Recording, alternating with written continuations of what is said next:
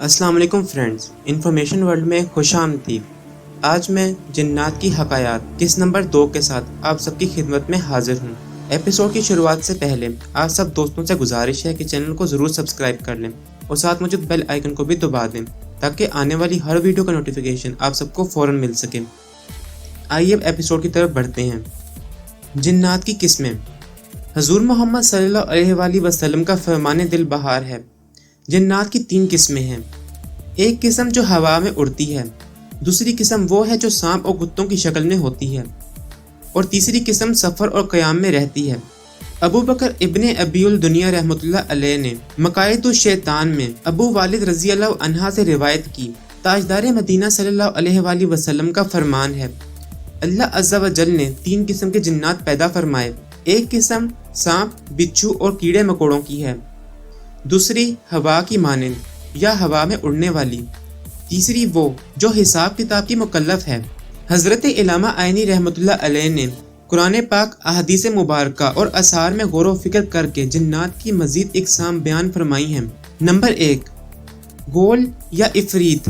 یہ سب سے خطرناک اور خبیث جن ہے، کسی سے مانوس نہیں ہوتا، جنگلات میں رہتا ہے، عموماً مسافروں کو دکھائی دیتا ہے اور انہیں راستے سے بھٹکاتا ہے۔ نمبر 2، ازار۔ یہ مصر اور یمن میں پایا جاتا ہے، اسے دیکھتے ہی انسان بے ہوش ہو جاتا ہے۔ نمبر 3، والہان۔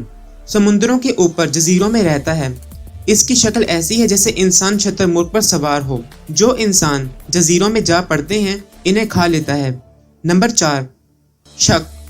یہ انسان کے آدھے قد کے برابر ہوتا ہے، سفر میں ظاہر ہوتا ہے۔ نمبر 5، بعض جنات انسانوں سے مانوس ہوتے ہیں اور انہیں ایذا نہیں پہنچاتے۔ نمبر 6، بعض جن کمواری لڑکیوں کو اٹھا کر لے جاتے ہیں۔ نمبر 7، بعض جنات کتے اور چھپکلی کی شکل میں ہوتے ہیں۔ منحوس جن۔ تبلیغ اسلام کے ابتدائی ایام تھے اور تھوڑے سے افراد مسلمان ہوئے تھے۔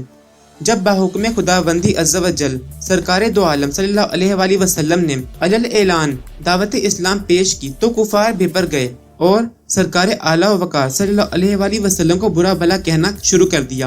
ولید نامی کافر نے کہا، میں ابھی فی الحال کچھ نہیں کہہ سکتا، مجھے 3 دن کی مہلت چاہیے۔ یہ کہہ کر وہ چل دیا۔ ولید کے گھر پر سونے اور چاندی کے 2 بت تھے، ان بتوں کو اس نے قیمتی لباس پہنا کر کرسیوں پر بٹھا رکھا تھا۔ اس نے 3 دن متواتر بتوں کی عبادت کی اور اس دوران نہ اس نے کچھ کھایا نہ پیا، نہ ہی گھر سے باہر نکلا۔ تیسرے دن ولید نے نہایت ہی گڑ گڑا کر اپنے بت سے کہا، میرے معبود، میری بے لوث عبادت کا واسطہ، مجھے بتا کہ محمد صلی اللہ علیہ وآلہ وسلم سچے ہیں یا نہیں۔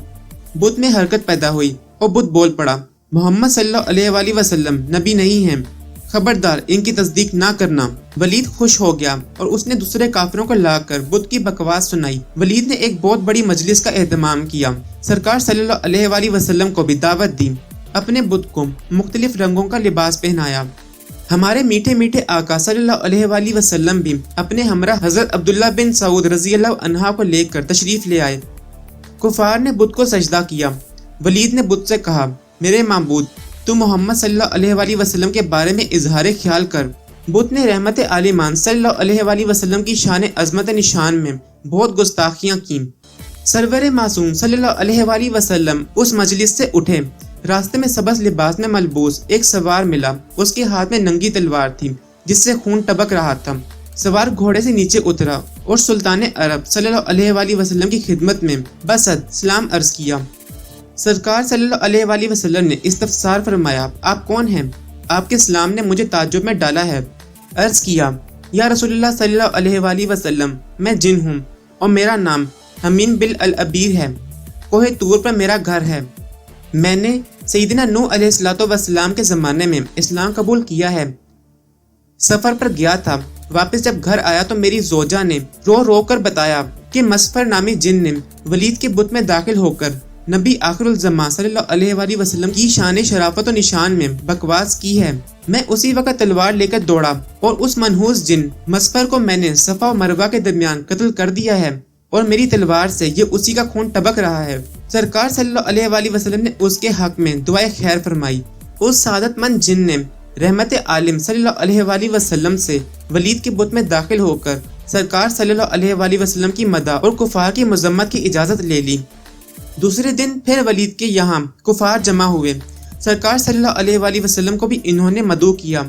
کفار نے اپنے بت پر زیورات نثار کیے، پھر سجدہ کر کے بڑی عاجزی سے کہا، معبود آج بھی محمد صلی اللہ علیہ وآلہ وسلم کی توہین کر۔ بت حرکت میں آیا اور اس سے آواز آئی، اے اہل مکہ، جان لو محمد صلی اللہ علیہ وآلہ وسلم حق پر ہیں، ان کا دین اور کلام سچا ہے، تم اور تمہارے بت جھوٹے ہیں۔